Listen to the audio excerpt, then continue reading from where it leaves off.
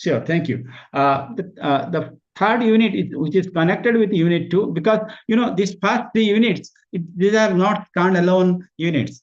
A lot of things we discussed in unit 1 are also ingrained and also embedded with unit 2 and 3. Okay, so a lot of times I do some juggling act, I do some overlapping kind of things, because one is embedded into 2, 2 into 3, 3 into 2. Okay, so for example, unit 3 is parliamentary federal institutions in Canada, the executive part, the legislative part, in judicial part. Judicial part, let us talk about. Okay, so for example, in Ottawa, as I said, that is the capital of Canada. Okay, in a federal systems, we call it center. In Canada, they call it federal systems. Okay, but it is the same.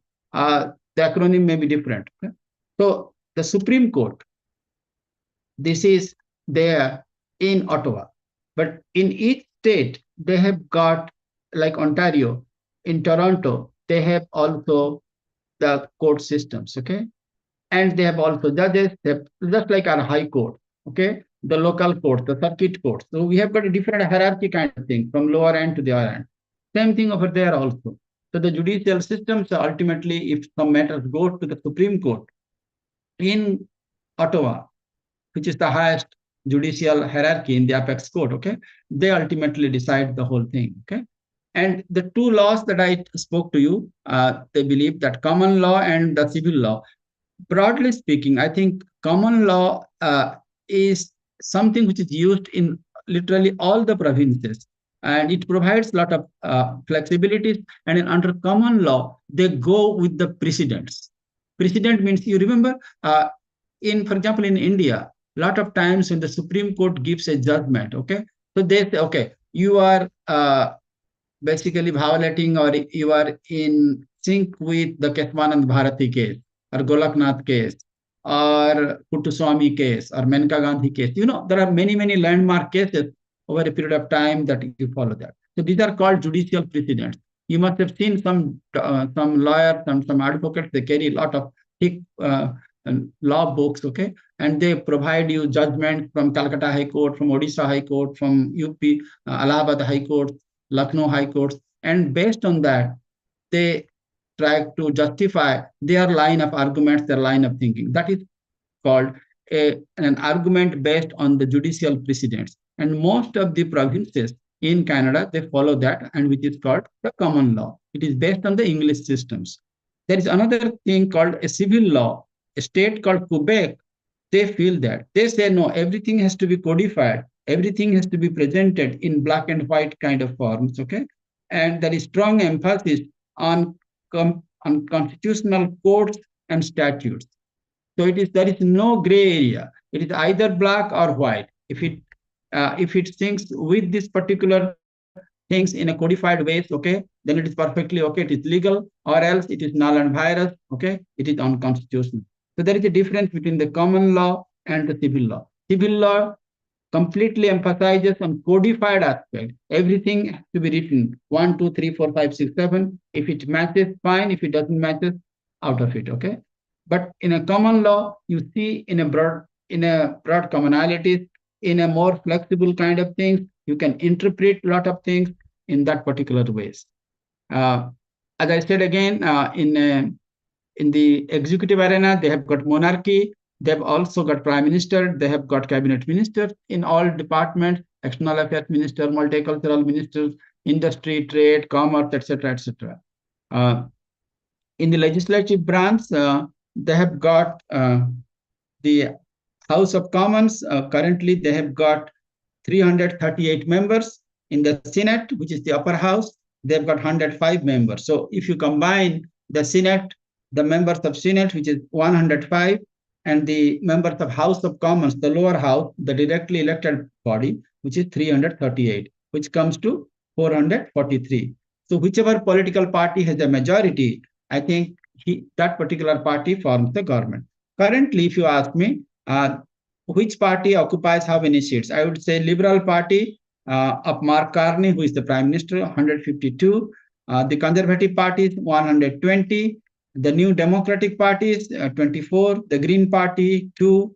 The Bloc Quebec is a provincial party, which is from the Quebec, got 33 seats. Okay. So Liberal Party is the majority party, but not exclusively absolute majority. They are also in coalition with the New Democratic parties and other smaller parties. So currently they are running, and as I said again, there are going to be an election next month on April 28th. Let us see who wins, the Liberals or the Conservatives, or again it is going to be a coalition. So that remains to be seen. We have to wait for maybe while this our course is going on, I can be able to give you more input and more feedback about what happens after the new government is won. And luckily, we still have got time. We can maybe in the last two classes we can discuss about, is it good for the world? Is it good for India, or it is good for Canada, for a particular government, whoever wins, and that is going to take place next month. And within 24 hours, we should be knowing who wins, who loses, and how that is going to shape the Canadian constitutional future, the political future of Canada. The Supreme Court of Canada, the rule of law, independence of judiciary, the impartiality, accessibility of justice, inclusion and charter of rights and freedoms. And I think I have attended some of these sessions in Supreme Court in Canada. I think the system, I would say, is very fair, very impartial. They listen to both the sides, just like in any other democratic societies. Yeah, and your lawyer can put your point of view, and they listen to all sides. And a lot of times they disagree with the federal government. They have no hesitation in to strike down if they find any particular law, any particular act, or anything which is violative of the basic character, basic thrust of the Constitution, letter of the spirit of the Constitutions. They do that. So I think they are under no compulsions. I think for the most part, I think there is independence, there is neutrality on the part of the Supreme Court judges of the judicial branches in Canada for the most part. So it has not become controversial for the last part. The Governor Generals, he provides the royal assent to make bills into law, just like our president. When a particular bill passed in the Lok Sabha, Rajya Sabha, that goes to the president, and the president signs that bill, that becomes an act. Okay, so that same procedure is adopted also in Canada. After it passes the Senate, which is the upper house, and the House of Council, which is the lower house, it goes to the Governor General. Then the Governor General signs it on behalf of the British monarch. Okay. So the senators, basically, I think the Governor General currently, just out of curiosity, if you would like to know, Mary Simons is a lady. She is the nominee of the British monarch. So she is currently the Governor General of Canada. So she signs the bill, but on behalf of the British King, which is King Charles. So technically, legally, and de facto, King Charles is the head of state of Canada. But on his behalf, the Governor General Mary Simon, she acts while sitting in Ottawa in the Canadian capital. The parties, Liberal Party, Progressive Conservative Parties, Bloc Quebec Party, New Democratic Party, Green Party, there are also independent over there. So I think a lot of these things are very similar to what you see in India or in mother societies like Australia, that is also a federation, Singapore, Japan, France, United States of America, of course. Okay, but in many ways, I think that. But I think also, I think you will agree with me. Although we have a system in place, everything is embedded. There is a constitution, as I said, the 1982 Act, 1867 Act, everything. Lot also depends on the time, and a lot also depends on the personalities. Okay, and how you handle that, how you navigate that. Pierre Trudeau was different than Justin Trudeau, the father and son.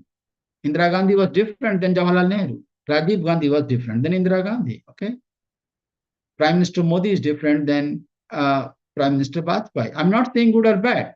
Times are different, and how different personalities, the people who hold the office, how they navigate, how they handle the situation, depending on the local situation, in the national situation, and in the global situation, like the COVID, for example, the pandemics, how that affected different countries, the interstate relations.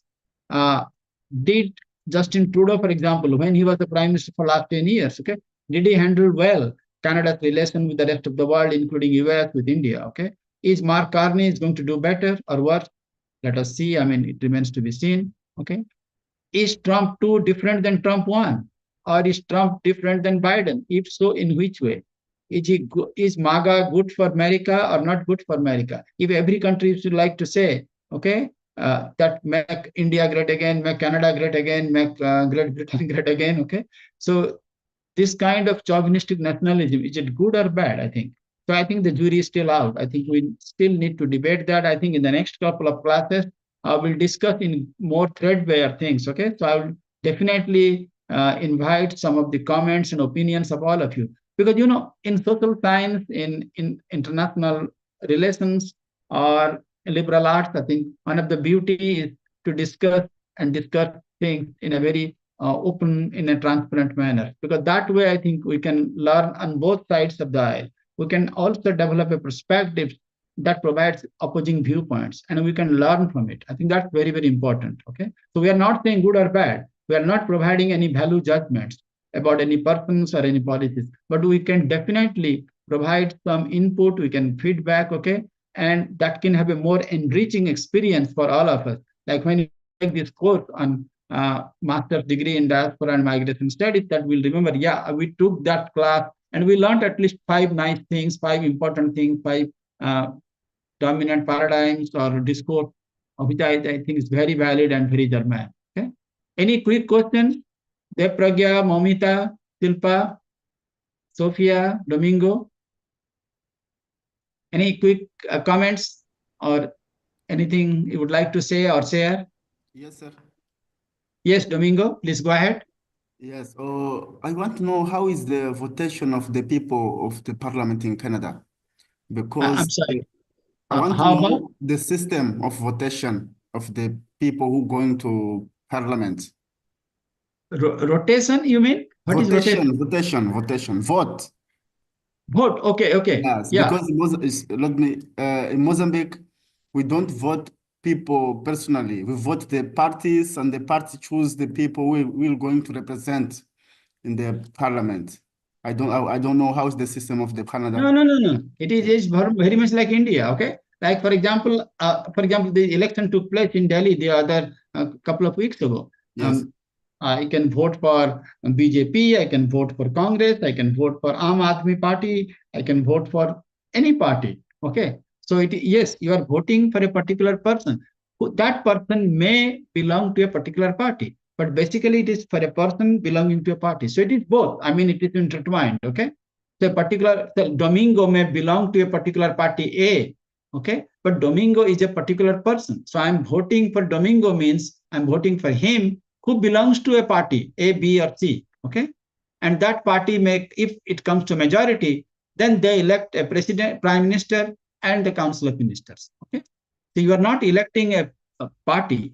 I mean, you are electing a person maybe because of the political party affiliation, but basically you are electing a particular person. But in a lot of times, what happens is we basically look at the big picture. Okay, like a lot of times in the last election, those people who elected Prime Minister Modi, even in the parliamentary seats, we have got 545 seats in the lower house of Indian Parliament. They elected the member who belonged to that particular constituency in Lucknow, in Allahabad, in Bhubaneswar, in Kolkata, in Chennai or Hyderabad, okay? And that person may belong to a particular party, okay? But it is possible you may have voted that person because that person belonged to a particular party whose ideology that you feel more comfortable with. So that is perfectly okay. That may be perfectly possible and plausible. Sir, one question, sir. Yes. Sir, can we equate the role of Governor General with that of President in India? I mean, the work of both the persons would be the same. Instead of President, the Canada might be utilizing the services of Governor General for the parliamentary system.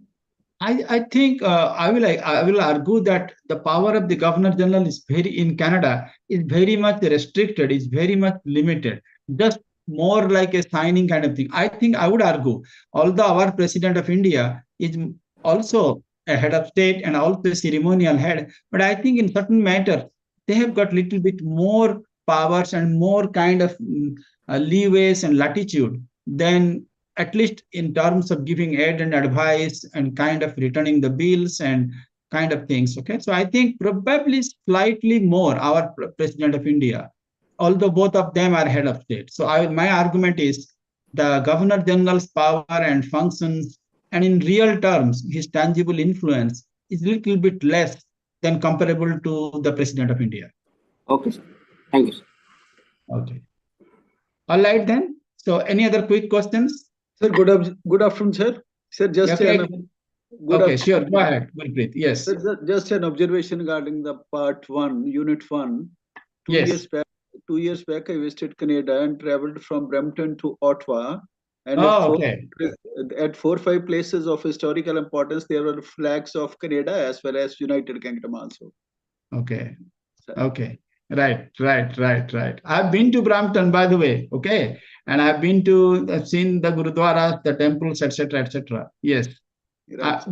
Again, the point that you make is very relevant, and Dharman, in the sense, Gurpreet, I think Ontario is mostly British. As I said, I think when I went there first time in 1983, okay, long time ago, okay, wherever stores I go there, you see the picture of King Charles, Diana, the wedding pictures, the coffee mug that I bought, or anything, okay?